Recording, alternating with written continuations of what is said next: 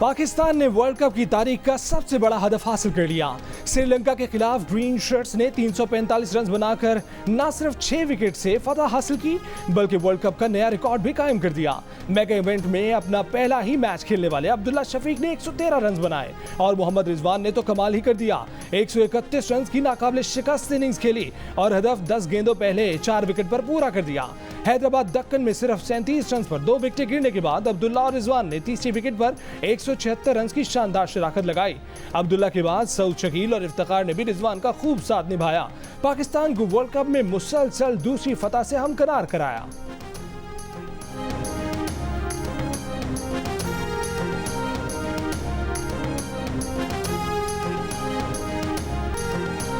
श्रीलंका के खिलाफ century maker और प्लेयर ऑफ द मैच का अवार्ड जीतने वाले मोहम्मद रिजवान ने नाकाबिले फरामोश इनिंग्स खेली।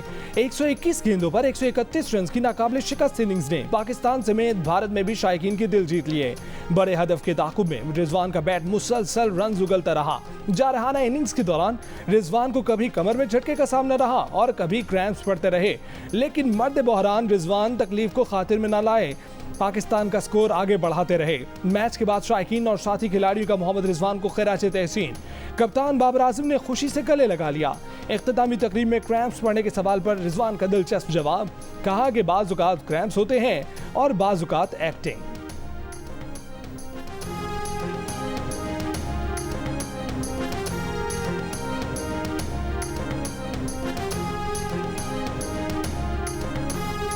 वर्ल्ड कप का पहला ही मैच खेलने वाले अब्दुल्ला शफीक ने पाकिस्तान को वर्ल्ड कप की तारीख के सबसे बड़े रन चेस की तरफ ले जाने में बुनियादी किरदार अदा किया।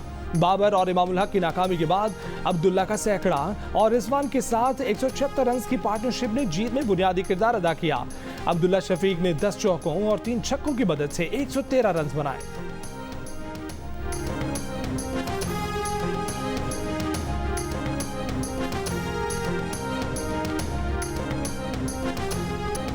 छह छक्के 14 चौके सिर्फ 77 गेंदों पर 122 रन।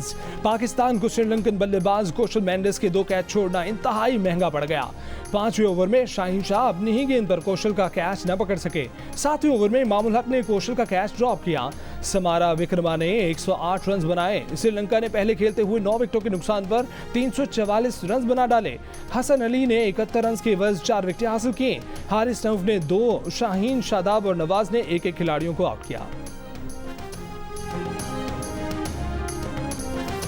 गजा पर इस्राएली बमबारी में शहीद फलस्तीनियों की तादाद 800 से बढ़ गई। 4000 से ज्यादा जख्मी। इस्राएली वजीर आज़म नेतन्याहू ने हमास को खत्म करने की धमकी दे दी। कहा कि जंग का फैसला हमास ने किया तो उसे जंग ही मिलेगी। इस्राएली फजाइया का गजा में हमास के 200 अहदाफ को निशाना बनाने का दावा। बमबारी में गजा के रिहायशी टावर, स्कूल और बाजार मलबे का ढेर बन गए। कई मसाजिद को शहीद कर दिया गया। जख्मियों को ले जाती एम्बुलेंसेज और इमदादी कारकुन भी हमलों की जद में आ गए।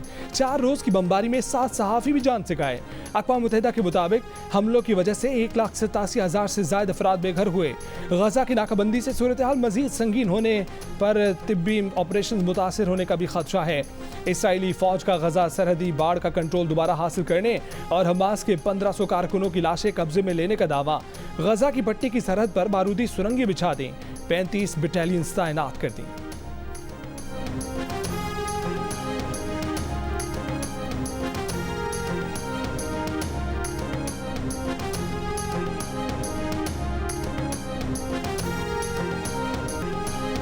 गजा पर हमलों का जवाब। हमास का इसराइली शहर अस्कलान पर रॉकेटों से हमला।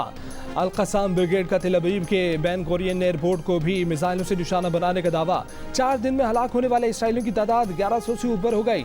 इसराइली फौज ने हिजबुल्लाह से झड़प में इसराइली फौज के 300 ब्रिगेड के डिप्टी कमांडर की हलाकत की तस्दीक कर दी। अक़वाम मुत्तहिदा में इसराइली मंदूब ने गजा में 100 से 150 इसराइली गैरकमालियों की मौजूदगी का एतराफ़ कर लिया। हमास की बमबारी बंद न किए जाने की सूरत में एक एक करके इसराइली गैरकामलियों को कत्ल करने की धमकी। यमन के हूसियों ने गजा को रेड लाइन करार दे दिया। हमास और अल-क़साम ब्रिगेड को मदद की पेशकश कर दी। अमेरिका को भी वार्निंग दे दी कि गजा में मुदाखलत की सूरत में ड्रोन्स और मिसाइलों से जवाब दिया जाएगा। अमेरिकी सदर जो बाइडन ने कहा है कि इसराइल में 14 अमेरिकी हलाक हुए हैं। हमलों का जवाब देना इसराइल का हक और फर्ज है।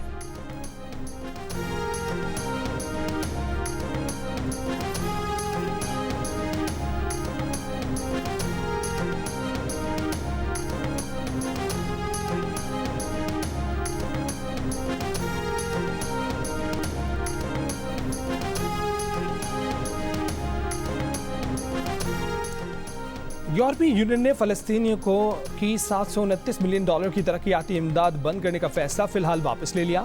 हमास के हमले के फौरी बाद फ़लस्तीन के लिए ये इमदाद बंद करने का ऐलान सामने आया था। ताहम फ्रांस, स्पेन और आयरलैंड ने फैसले की मुखालफत कर दी। फ्रांस की भी फ़लस्तीनियों के लिए मुख्तस इमदाद रोकने की मुखालफत। जर्मन वज़ीर ख़ारजा ने कहा है कि फ़लस्तीन के लाखों लोग, बच्चे खुराक, पानी और अद्वियात के लिए जर्मनी पर इन्हिसार करते हैं। यूरोपीय यूनियन की इमदाद रोकना बिल्कुल गलत होगा। UAE का फ़लस्तीनियों के लिए $2 करोड़ की हंगामी इमदाद भिजवाने का ऐलान। इमारती सदर मोहम्मद बिन जायद ने हुक्म जारी कर दिया।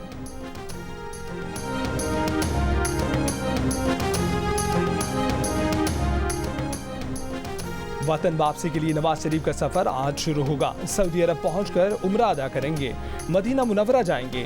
नवाज शरीफ के पाकिस्तान जाने के लिए दुबई से स्पेशल तैयारा बुक करा लिया गया। ज़राए के मुताबिक खुसूसी परवाज को उम्मीद पाकिस्तान का नाम दिया गया है।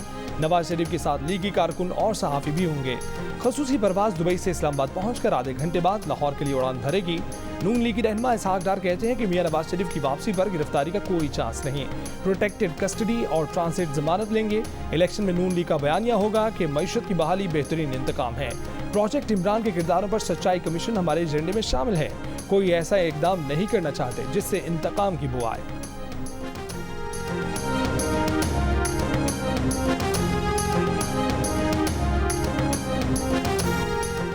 पाकिस्तान मुस्लिम लीग नून की चीफ ऑर्गेनाइजर मरीम नवाज का कहना है कि जब सब कहते हैं कि पाकिस्तान ठीक नहीं हो सकता, नवाज शरीफ हर बार पाकिस्तान ठीक करके दिखाता है। इस बार भी ऐसा ही होगा। नवाज शरीफ के साथ महंगाई से निजात की जमानत है। लाहौर में यूनियन काउंसिलों के ओहदेदारों और कारकुनों से मुलाकात में मरीम नवाज ने कहा कि अवाम के वोट से नवाज शरीफ चौथी बार वजीर आज़म बनेंगे।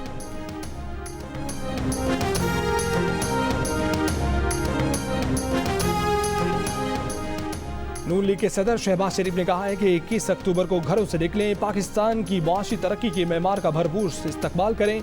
अवाम नवाज शरीफ का साथ दें जिन्होंने कराची समेत पूरे मुल्क को अमन दिया, दहशतगर्दी का सामना किया। अवाम नवाज शरीफ का साथ दें ताकि महंगाई फिर कम हो, तालीम और इलाज मुफ्त मिले, पूरे पाकिस्तान में दानिश स्कूल बने और नौजवान को रोजगार मिले, मजीद शहरों में मेट्रोज बने।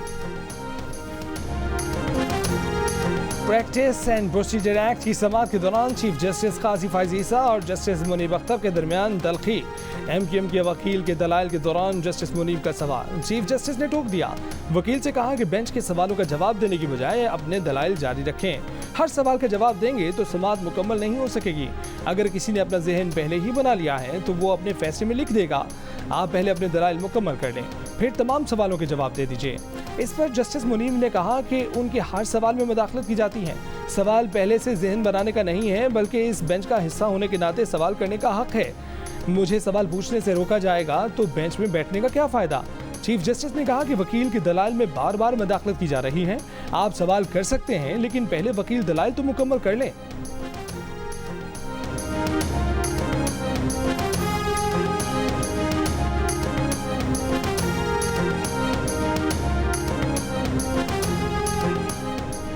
प्रैक्टिस एंड प्रोसीजर एक्ट की समाअत के दौरान चीफ जस्टिस ने पूछा, क्या सुप्रीम कोर्ट का कोई भी बेंच सुप्रीम कोर्ट रूल्स बना सकता है? क्या इसकी इजाजत है या नहीं? बेंच के हुक्म के बावजूद चीफ जस्टिस फुल कोर्ट नहीं बुलाता तो क्या होगा? वकील के जवाब से पहले जस्टिस मुनीब ने पूछा कि क्या पार्लियामेंट मास्टर ऑफ रोस्टर है? इस पर चीफ जस्टिस ने वकील से कहा कि पहले मेरे सवाल का जवाब दीजिए। मुझे अपने सवाल पर इजाफी सवालात नहीं पसंद। मैंने आज सबसे कम सवाल किए हैं। वकील फैसल सदीकी ने चीफ जस्टिस को जवाब देने के लिए जस्टिस मुनीब से इजाजत चाही तो चीफ जस्टिस ने कहा कि मेरे जवाब के लिए इजाजत लेना तो दोहरा मयार है। चीफ जस्टिस मुनीब ने वकील से कहा कि पहले साहब के सवाल का जवाब दे दें, फिर मेरा भी दे दीजिएगा।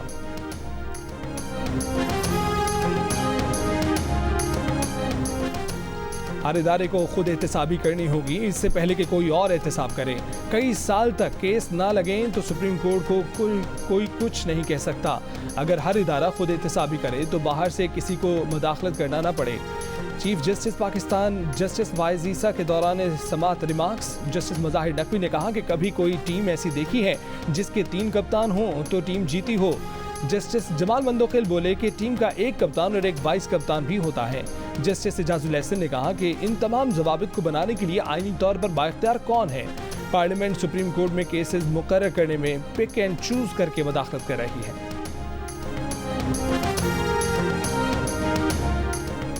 निगरान वज़ीर आज़म अनवारुल हक काकड़ का army chief general Asif Munir के हमरा कोयटा का दौरा, सूबाई एपेक्स कमेटी के इजलास में शिरकत, वफाकी हुकूमत की बलोचिस्तान हुकूमत को मुकम्मल ताउन की यकीन दहानी। निगरान वज़ीर आज़म का मुतल्लिका महकमों के दरमियान हम आहंगी की ज़रूरत पर जोर, कहा कि SIFC की तरफ से किए गए इक़दामात का असर पूरे मुल्क के लोगों पर होगा। अमन और तरक्की को यकीनी बनाने के लिए बलोचिस्तान की समाजी और इक़्तिसादी तरक्की नागुज़ीर है। बलोचिस्तान मादनियात से मालामाल है। मादनियात के शोबे में तरक्की से मुआशी सरगर्मियाँ और रोज़गार के मौके पैदा होंगे। आर्मी चीफ ने कहा कि गैर कानूनी सरगर्मियों के खिलाफ कार्रवाइयों के लिए मुकम्मल ताउन फराहम किया जाएगा। वसाइल की लूट मार से मुल्क को होने वाले मुआशी नुकसानात को रोका जा सकेगा।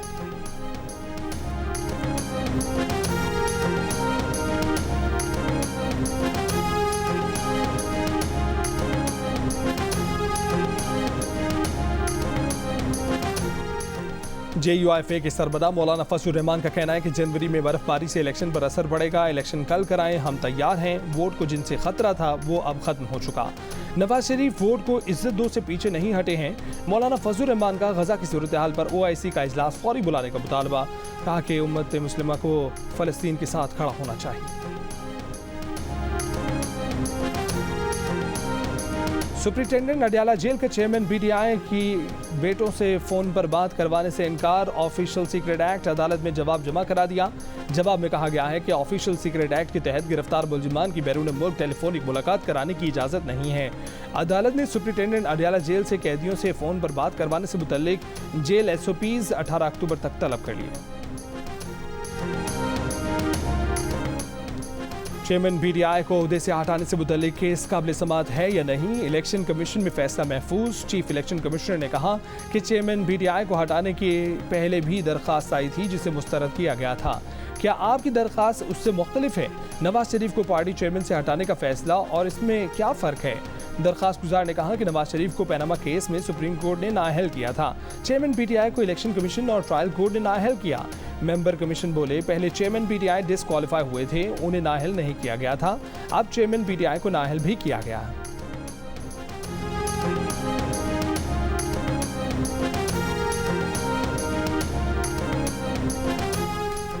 शेख रशीद की बाजियाबी के लिए RPO रावलपिंडी को मजीद 8 दिन का वक्त मिल गया। लाहौर हाईकोर्ट रावलपिंडी बेंच ने पूछा कि RPO साहब बताएं शेख रशीद मुतल्लिक क्या पेशरफ्त है। RPO ने कहा कि शेख रशीद की बाजियाबी के लिए कोशिश कर रहे हैं, मजीद मोहलत चाहिए। अदालत ने कहा कि CPO रावलपिंडी कहाँ है? दरख्वास्त गुजार के बयान हल्फी में तो वो मुलजिम हैं जिन पुलिस अफसरान को मुलजिम बनाया गया, उनके खिलाफ और CDRs के कानून के मुताबिक कार्रवाई करें। मजीद समाअत 18 अक्टूबर तक मुलतवी कर दी गई। साबिक सदर आसिफ अली जरदारी ने कहा है कि इलेक्शन आ रहे हैं, दुश्मनों को बताएंगे पीपल्स पार्टी शहीदों की पार्टी है। पीपल्स पार्टी मुल्क भर में कामयाब होगी। टंडवाला यार में कारकुनों से खिताब करते हुए कहा कि मुल्क में इंतखाबात होने वाले हैं, कारकुन तैयारी करें, इलेक्शन में भरपूर हिस्सा लेंगे। हमने हमेशा आवाम की खिदमत पर यकीन किया।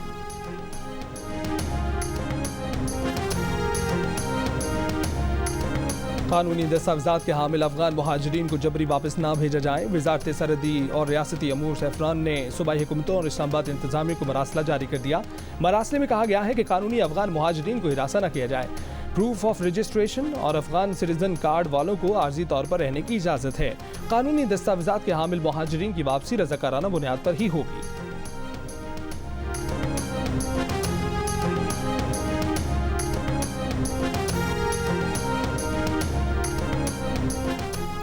इस्लामाबाद के सेक्टर I-12 की अफगान बस्ती में ऑपरेशन, गैर कानूनी मुकीम अफराद के खिलाफ कार्रवाइयाँ। सिंध और बलूचिस्तान में गैर कानूनी तौर पर रिहाइश पजीर अफगान बाशिंदों का बाब दोस्ती से इनखला जारी। सिंध के मुख्तलिफ शहरों से 2 दर्जन खानदान अफगानिस्तान वापसी के लिए बाब दोस्ती पहुँच गए। खैबर पर तोरखम सरहदी गुजरगाह से 160 अफगान खानदान वतन लौट गए।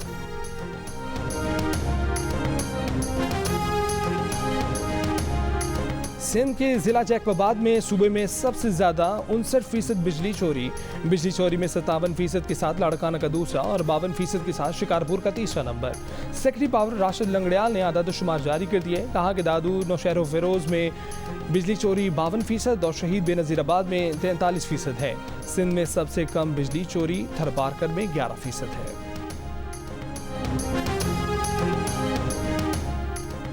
निगरान वजीर निजकारी फवाद हसन फवाद का PIA की जल्द निजकारी करने का फैसला। फवाद हसन फवाद ने पाकिस्तान स्टील मिल को डेड असासा करार दे दिया।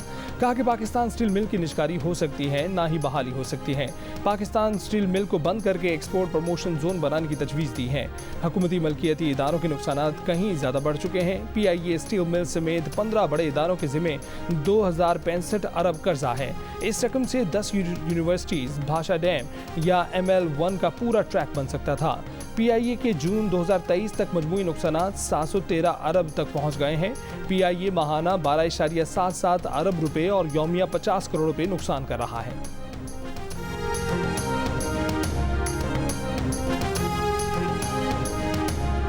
पाकिस्तान में रवा साल बेरोजगारी 5% कम होकर 8% पर आने का इम्कान है।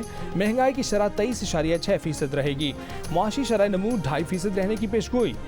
IMF ने वर्ल्ड इकोनॉमिक आउटलुक रिपोर्ट जारी कर दी। आलमी सतह पर कोरोना वबा और रूस यूक्रेन जंग के असरात बरकरार।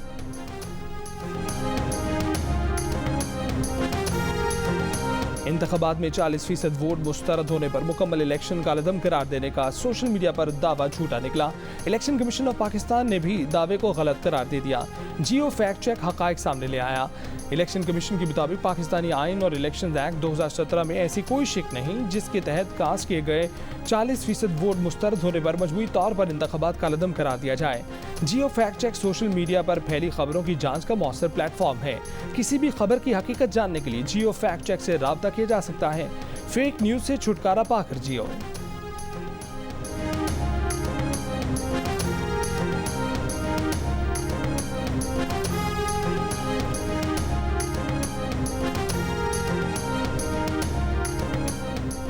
निगरान वज़ीर आला पंजाब मोहसिन नकवी अचानक अजीज भट्टी अस्पताल गुजरात पहुंच गए। बेड्स पर खटमल, अस्पताल में गंदगी, बद इंतजामी और मरीजों की शिकायत पर MS को तब्दील कर दिया। वज़ीर आला ने वज़ीर सेहत डॉक्टर जावेद अकरम को अस्पताल का दौरा करके रिपोर्ट पेश करने की हिदायत कर दी।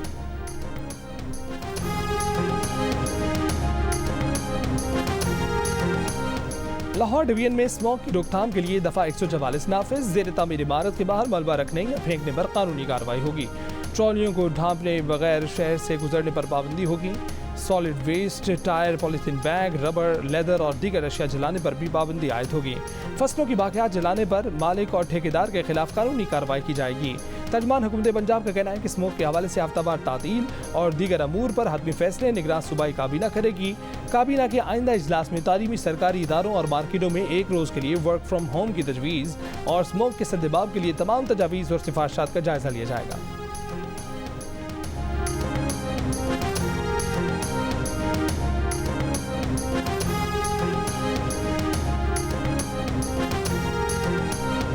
सखर हैदराबाद मोटरवे करप्शन के साबिक DC मुटियारी अदनान रशीद और असलम पीरजादा के खिलाफ करप्शन के सबूत मिल गए। मुलजमान के मोबाइल के SMS, voice record message, call data की फॉरेंसिक रिपोर्ट सामने आ गई। नैब हुकाम के मुताबिक दोनों गिरफ्तार मुलजमान के मोबाइल से करप्शन की रकम तकसीम करने के सबूत मिले हैं। मुलजमान नवाब शाह और मुटियारी के सियासी शख्सियात से राब्ते में थे।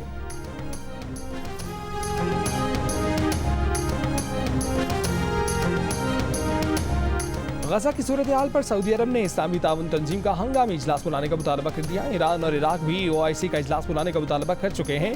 गुज़िश्ता रोज OIC ने अपने बयान में गजा में इसराइली जारहियत की मजम्मत करते हुए इसराइल को गजा में आलमी कवानीन नजरअंदाज करने का जिम्मेदार ठहराया था।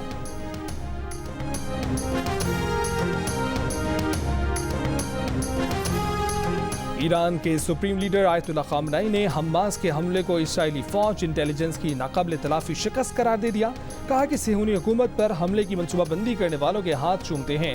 इराक के आलम दीन आयतुल्लाह सिस्तानी की मुसलमानों से इसराइली जारहियत के खिलाफ फ़लस्तीनियों का साथ देने की अपील।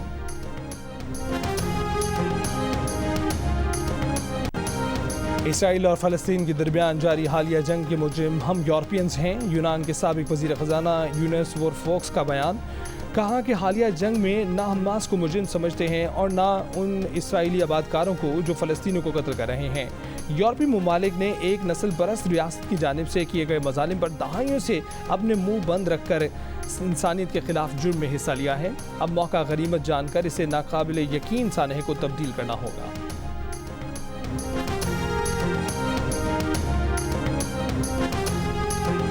अस्सलामुअलैकुम वरहमतुल्लाहि वबरकातुहू। नरहब बिकुम फी गुरफतुल हर्ब मिन जियो न्यूज़ पाकिस्तान हैसा सनक़ूम बितहतीस अल-वज़अ अल-हाली फी गज़ा फ़लस्तीन।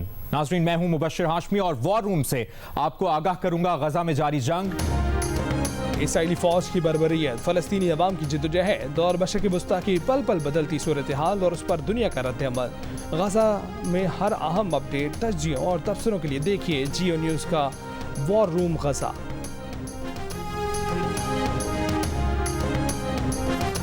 Chairman PCB management committee Zaka Ashraf की कोशिशें रंग ले आईं। वीज़े के लिए भारतीय हाई कमीशन के पाकिस्तानी सहाफ़ियों से राब्ते, फौरी पासपोर्ट जमा कराने की हिदायत। चेयरमैन पीसीबी ज़का अशरफ ने सेक्रेटरी खारजा से रब्ता करके पाकिस्तानी सहाफ़ियों और फैंस को वीज़े में ताख़ीर पर तशवीश का इजहार किया था।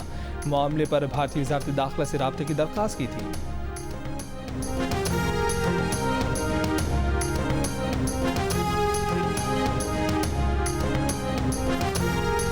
Pakistani players Hyderabad ground staff के साथ घुल मिल गए। ग्राउंड स्टाफ के साथ तस्वीर बनवाई। कप्तान बाबर आजम ने ग्राउंड स्टाफ को जर्सी तोहफे में दी। पाकिस्तानी टीम का हैदराबाद में ये आखिरी मैच था। पाकिस्तान अपना अगला मैच रवायती हरीफ भारत के साथ अहमदाबाद में 14 अक्टूबर को खेलेगी।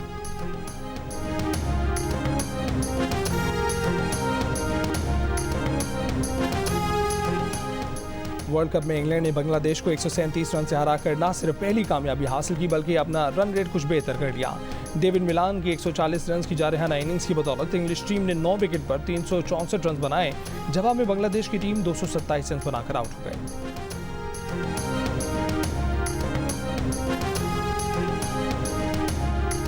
और कौन बना मर्दे बहरान, कौन हुआ नाकाम, देखिए क्रिकेट स्पेशल प्रोग्राम। हारना मना है मेज़बान ताबिश हाशमी के साथ वर्ल्ड कप के दौरान रोजाना रात 11:05 पर सिर्फ जियो न्यूज़ पर।